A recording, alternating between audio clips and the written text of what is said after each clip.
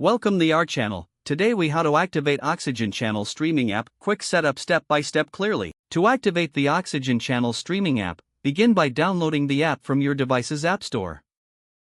Search for Oxygen Channel in the App Store. Once you find the app, select install and wait for the download to complete. After installation, open the Oxygen Channel app on your device. When the app launches, you will see a welcome screen. Select the option to sign in or create account. If you already have an account, enter your login credentials and proceed. For first-time users, choose Create Account and fill in the required information. After completing the sign-up process, you may be asked to verify your email address. Check your email for a verification message and follow the instructions provided. Once your email is verified, return to the app and log in with your new credentials. Next, navigate to the Settings or Account section in the app. Look for the option labeled Activate Device or Link Your Account. You will receive an activation code on the screen. Using a web browser on your computer or another device, visit the activation website provided. Enter the activation code displayed on your app. Follow any additional prompts to complete the activation process. Once activated, return to the app to start streaming shows on the Oxygen Channel.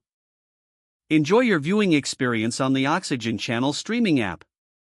If the page does not load, refresh the browser or try again in a private or incognito window. Make sure you are using the correct email address, then retype it carefully to avoid small typos.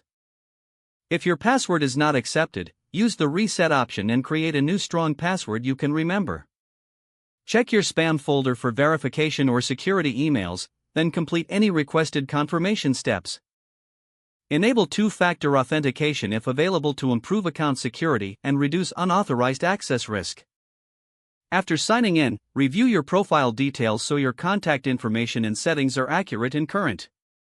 If you see an error message, note it down and try again after restarting your device and internet connection. Log out when you finish, especially on shared devices, to keep your account and payment information secure.